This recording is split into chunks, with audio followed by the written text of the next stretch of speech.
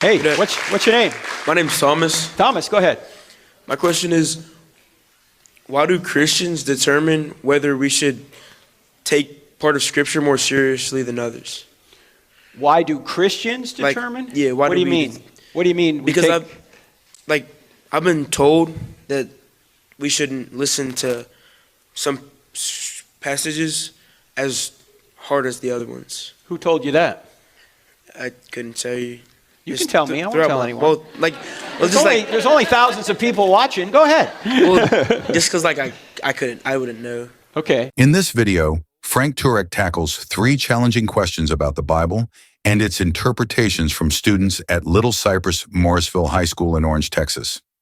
Let's dive right into these thought-provoking discussions.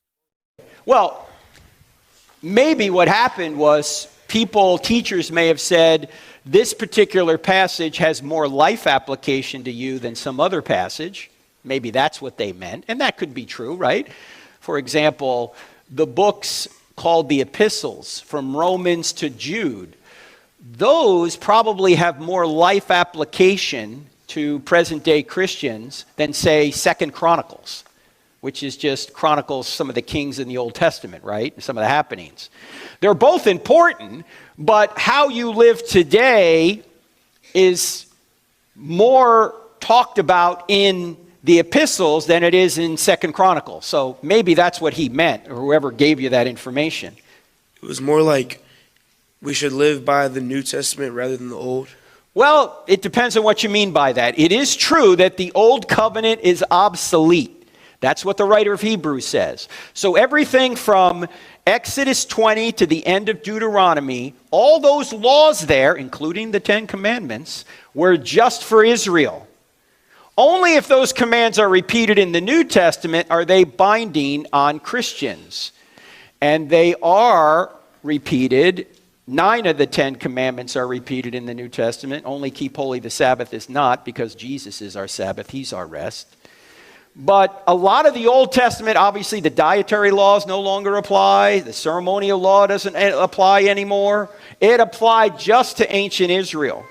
It doesn't apply to us today.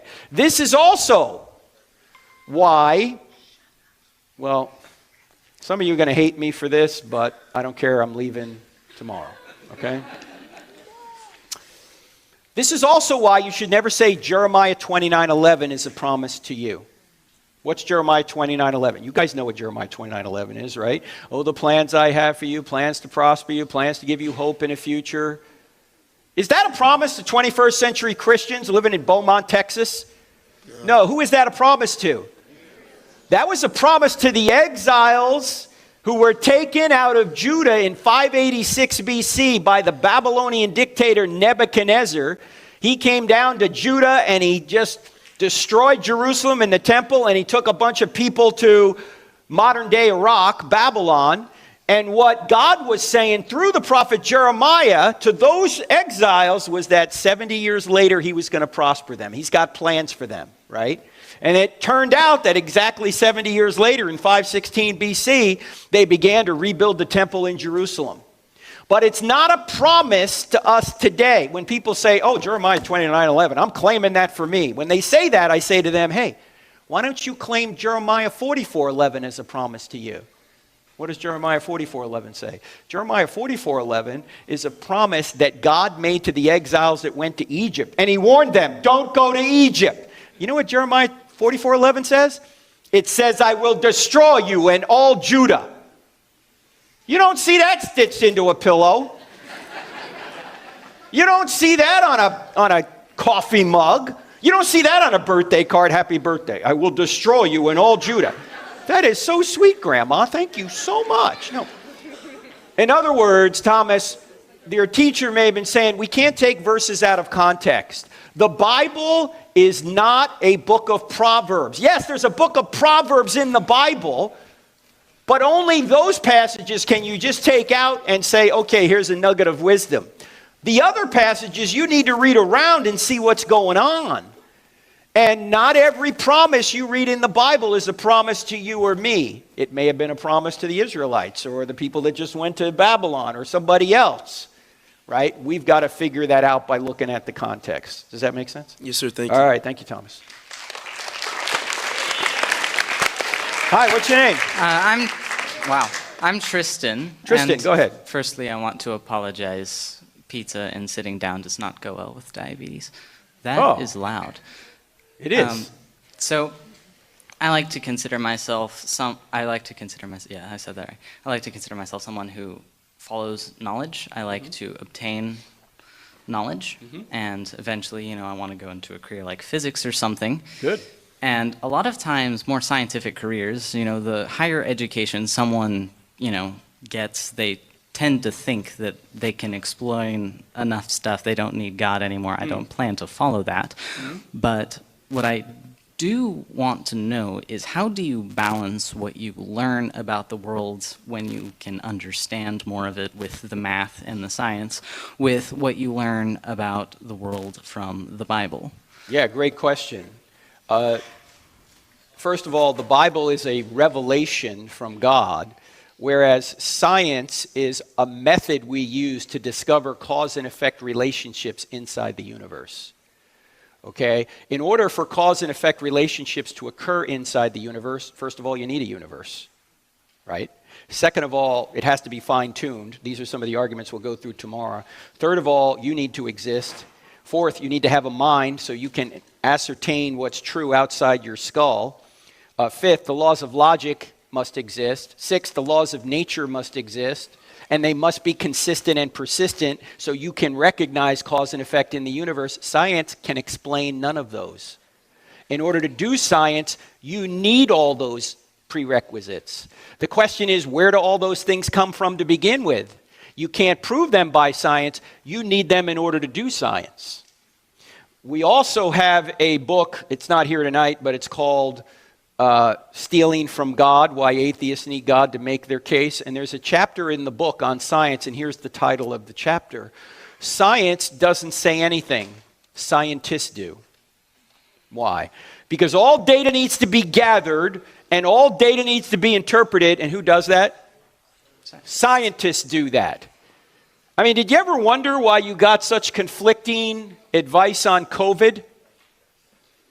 Why did you get such conflicting advice? Different interpretations. Different interpretations, right? If scientists have good data and they interpret it rightly, you'll get good advice.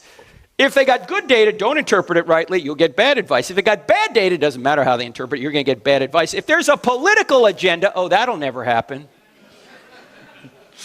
No, scientists and others made a lot of money and had a lot of power by essentially interpreting the data the way they wanted to interpret it.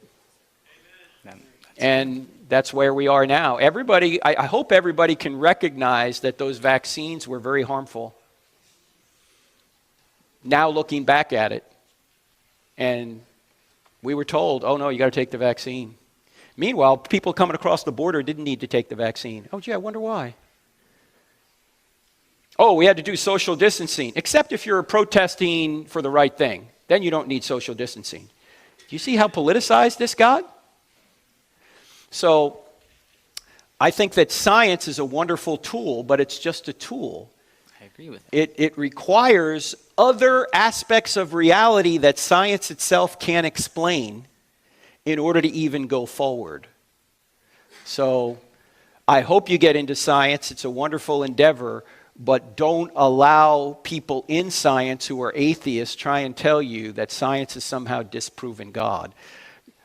In fact, science would be impossible unless there was a God. I agree. Thank you. Thank you. Thank you Good very question. Yes, sir. How you doing, Ronnie McKay? Hey, Ronnie. Quick question. What's your view on Reformed theology and how it's creeping into the modern church? Well, I'm not Reformed. I'm not a Calvinist because I'm predestined not to be one. There you go. All right. First of all, there are advantages to Reformed theology, even though I'm not a Reformed theologian, and that is, I think that they take the Bible seriously, and they are not going to be any way enticed by all this nonsense progressive Christianity or the liberalization of sexual practices or any of this. They're not going to tolerate any of that, okay, because they're serious students of the Bible. But I don't think 5-point Calvinism is true. I think that we are chosen, but we're still free. In fact, my co-author, Dr. Norman Geisler, wrote a book called Chosen but Free. And so I think the problem, theological problem with 5-point Calvinism is it makes God the author of evil.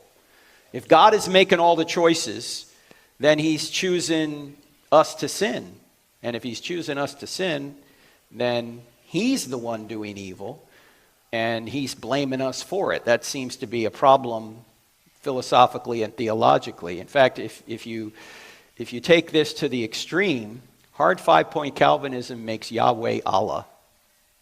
Because Allah is arbitrary in Islam. Whatever Allah does is good. Not that Allah is good, whatever he does is good. You know, he could wake up tomorrow and say rape is good, go, right? That's not Yahweh. That's not the God of the Bible. So I don't think hard 5-point Calvinism is true. All right? All right. Now, we could spend a lot of time talking about it, but I'm tired and it's late. Yeah, you go. So. Could be. And I'm not predestined to do it. All right. Welcome to Daily Reflection, where we tackle the most challenging questions about the Bible and Christian faith.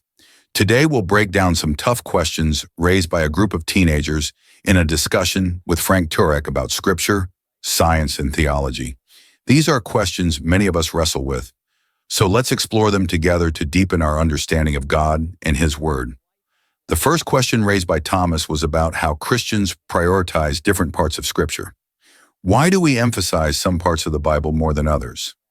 Frank Turek explained the importance of understanding the context of each passage. While the entire Bible is God-breathed, 2 Timothy 3:16, not every command is meant to apply directly to Christians today. For instance, while Old Testament laws were given to ancient Israel, the New Testament makes clear that Jesus fulfilled the ceremonial laws, Matthew 5:17, meaning we are no longer bound by the same rituals like dietary laws. But that doesn't make the Old Testament irrelevant. It reveals God's character and provides principles that are still essential. For daily living and faith practice, the New Testament, especially books like Romans, Ephesians, and James, offers more direct guidance for Christians today. Jeremiah 29:11 is often quoted, "For I know the plans I have for you, plans to prosper you." But Frank warns that taking this verse out of context can lead to misunderstandings. While this verse is comforting, it was spoken specifically to the Israelites in exile in Babylon, not directly to modern Christians. It's a good example of why we need to study the Bible. In context, understanding the audience and situation at the time. This doesn't mean we can't draw hope from verses like this, but it's crucial to interpret Scripture accurately to avoid misapplying it to our lives. Tristan raised a critical question about science and faith. How do we reconcile what we learn from science with what we learn from the Bible? Frank reassured him that we in science and faith are not in conflict. The Bible reveals spiritual truths, while science explores the natural world. In fact, many scientific constants, like the laws of logic and mathematics, point to a creator who designed the universe with order and purpose. Throughout history, many leading scientists were devout Christians. Isaac Newton, for example, saw his scientific discoveries as a way to understand God's creation more fully. Science helps us explore the how, but faith answers the deeper questions of why. Some people claim that as science explains more about the universe, it eliminates the need for God.